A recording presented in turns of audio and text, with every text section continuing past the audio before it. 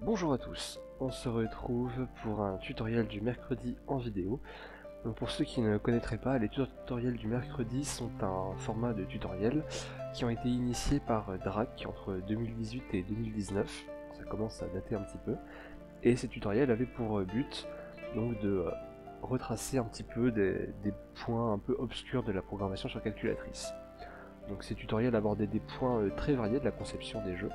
Donc on pouvait avoir par exemple des tutoriels sur les graphismes avec la présentation du jeu, comment le mettre en avant, la création d'écran titre, etc.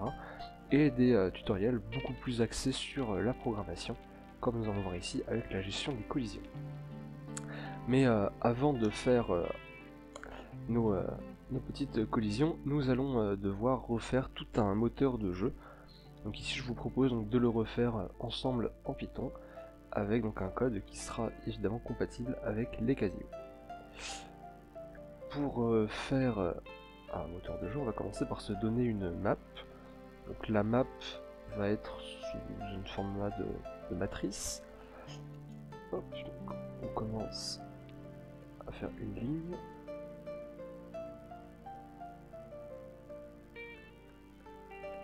Hop, voilà. Et maintenant qu'on a notre ligne, on peut la dupliquer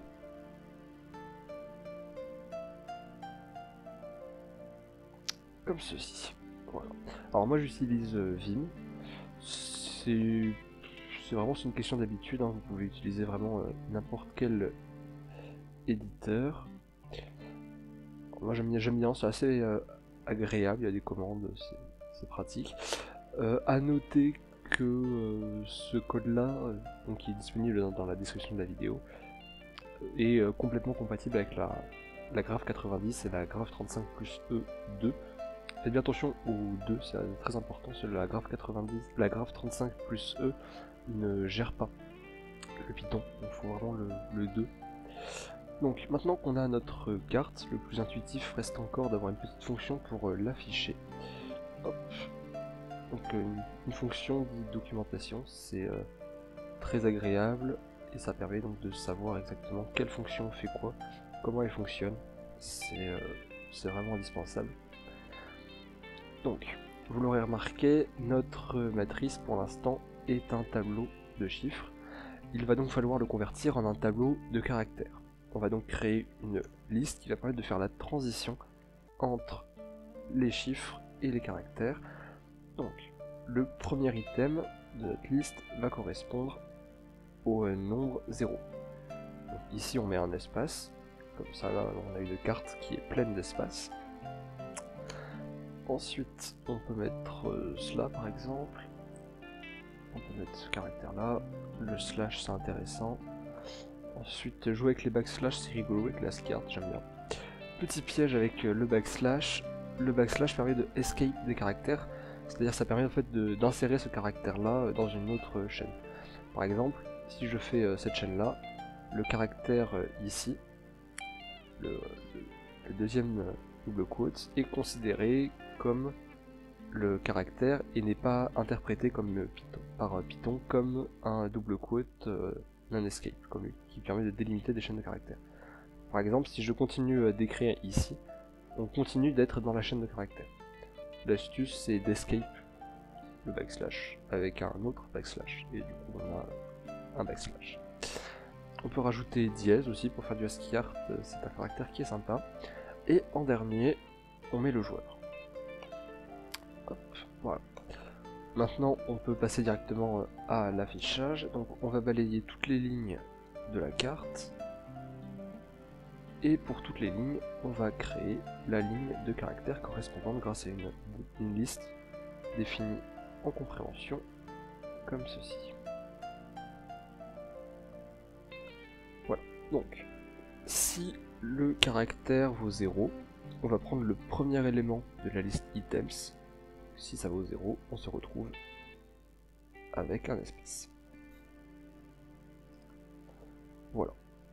Ensuite, il suffit de concaténer les caractères de la ligne carline. Donc tout simplement, on peut utiliser la méthode join qui permet en fait d'intercaler une chaîne de caractères précisément cette chaîne là, juste avant le point, entre chaque élément de Carlyle. Ici, comme on a mis une chaîne vide, ça correspond en fait à la concaténation des différents symboles. Donc globalement, cette fonction-là est terminée, donc on peut regarder un petit peu ce qu'elle nous renvoie. Voilà. Donc là, on a la carte qui est affichée ici.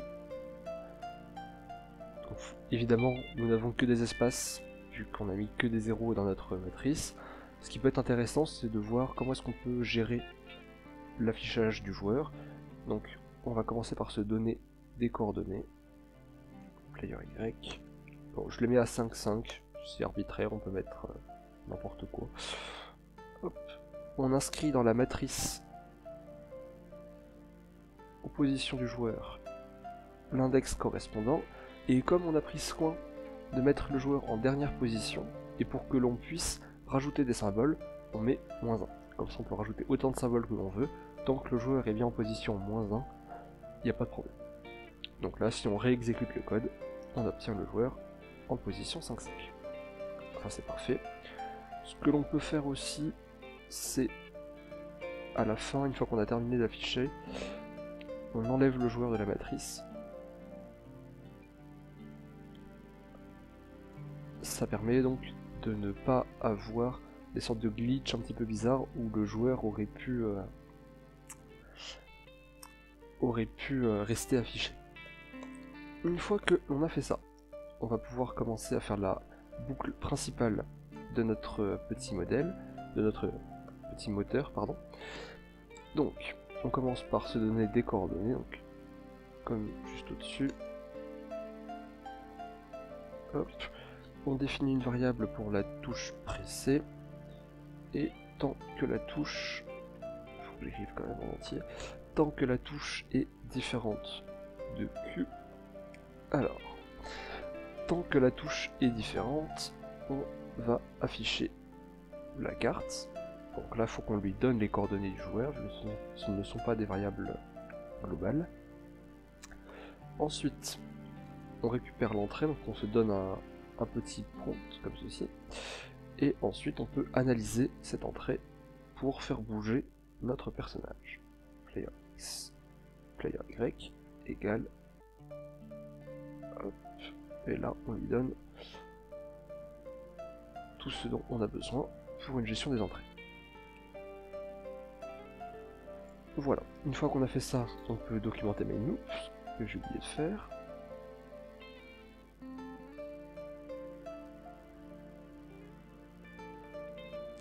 Voilà, maintenant on peut mettre à jour la fonction display avec player X qui est un entier et player Y qui est un entier aussi. Alors, préciser le type des variables, c'est comme la documentation, c'est pas obligatoire, mais c'est très agréable quand on découvre le code et qu'on voit directement comment est-ce qu'il est foutu, comment il fonctionne, quelle variable, quel type, etc. Hop, ici on remet les différents types de variables, avec les différentes variables, etc., ce qu'elles représentent.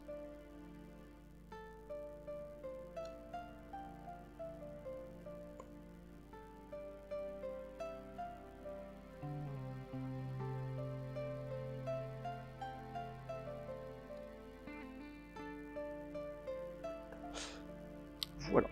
Maintenant que on a fait ça, on va pouvoir faire la petite fonction inputGestion qui permet donc de gérer les entrées. Donc cette fonction prend un argument qui est une chaîne caractère, player X qui est un entier, player Y qui est un entier. Ok, on commence par documenter un petit peu.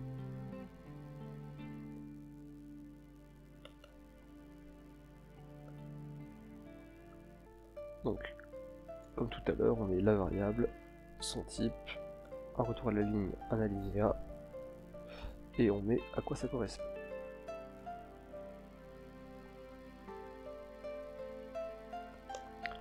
Hop. Ici, on peut s'économiser des caractères, on va juste copier-coller bêtement ce qu'on a marqué au-dessus, parce que c'est exactement la même chose. Voilà, c'est parfait. Et cette fonction va retourner quelque chose, mais à la limite, pour l'instant, on peut juste laisser la doc comme ça. On reviendra dessus quand on aura terminé. Donc, l'idée va être de presser des touches, et en fonction des touches que l'on a pressées, on va encoder donc on va programmer les 4 directions possibles. Donc, le joueur peut aller vers la gauche. Arbitrairement, et parce que c'est pratique sur la calculatrice, je mets 1. Et en fait, globalement, on va jouer quasiment qu'avec le pavé numérique, en grande partie parce que les touches alphanumériques sont pas très pratiques. Si on veut les taper rapidement sur calculatrice, on est obligé de d'abord appuyer sur alpha, puis sur la touche que l'on veut.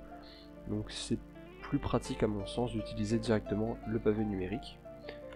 Donc, si on veut aller vers la gauche, il faut regarder donc dans notre matrice, on est à une position lambda, étant ici, on veut aller vers la gauche.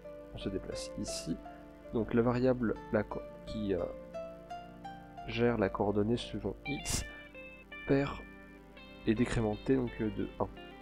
Si la coordonnée est nulle, c'est-à-dire si on est déjà sur la première colonne ici, il ne faut pas que l'on puisse aller à gauche, sinon on va sortir de la carte, ce qui va entraîner donc des erreurs de out of range. Donc, si player x est différent de 0, alors on peut encore décrémenter. Voilà.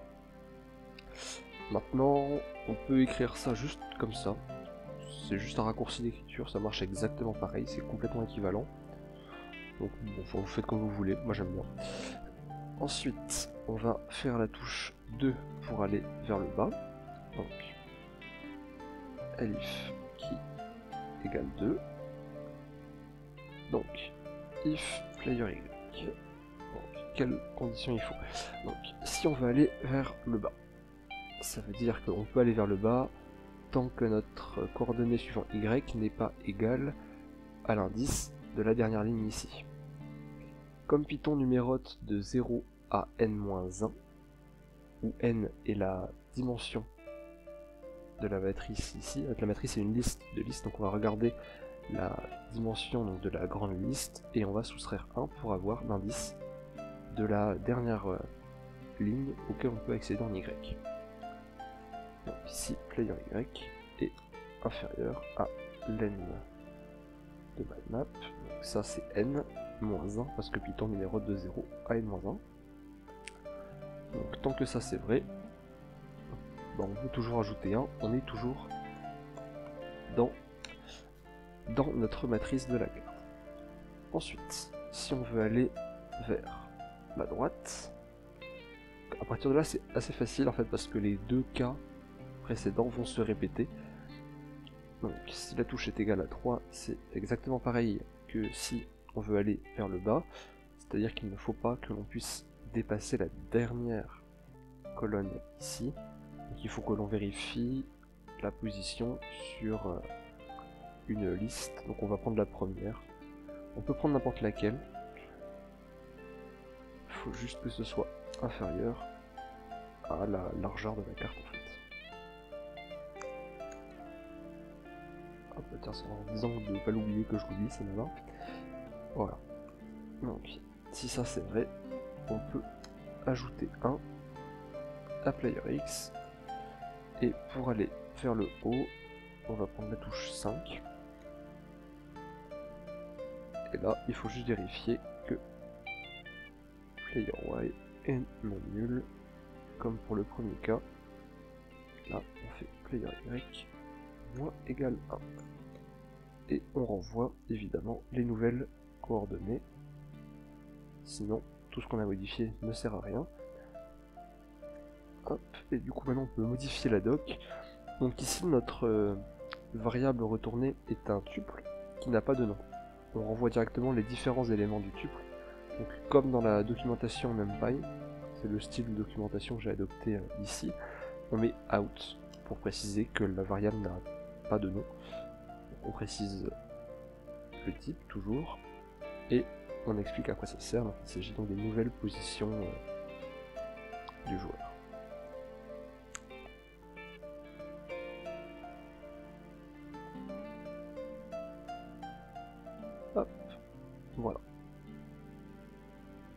on va pouvoir virer ça.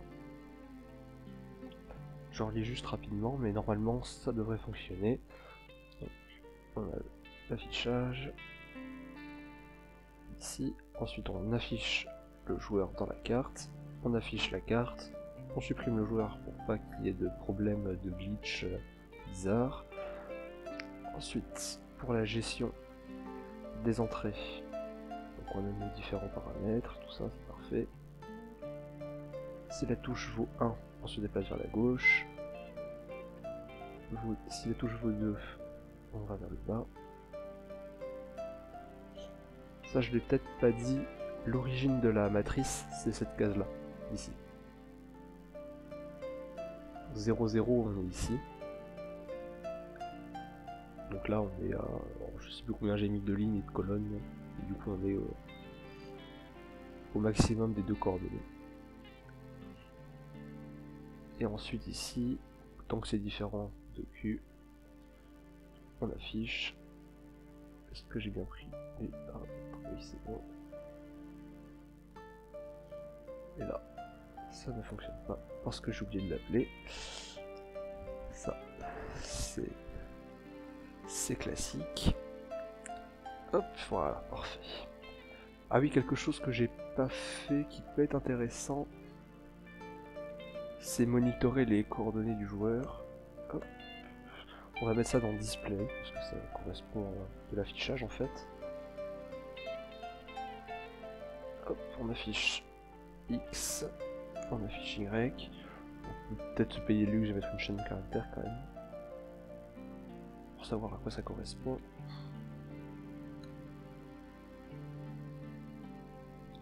Hop. Et là, pareil.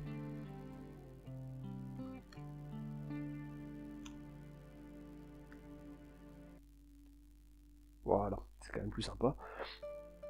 Donc, si on diminue, donc là j'ai mis 10 lignes apparemment, on peut aller de 0 à 9. Donc là si je suis tout en haut, alors je peux pas bouger parce que player Y est déjà nul. Si j'essaye d'aller vers la gauche, je ne peux pas, donc je suis bloqué par les murs. Ça marche. Voilà, et là je suis bloqué à droite, donc par la fin de la carte. Voilà, donc on a un petit moteur qui fonctionne, qui permet d'afficher un caractère, qui permet de se déplacer sommairement sur une carte, que l'on a définie ici dans une matrice, et on a déjà donc nos différents items de près pour la partie sur les collisions. Voilà, j'espère que cette petite vidéo vous a plu, n'hésitez pas à laisser un like, des commentaires, ça fait toujours plaisir, et on se retrouve très bientôt pour une nouvelle vidéo sur les collisions à proprement parler.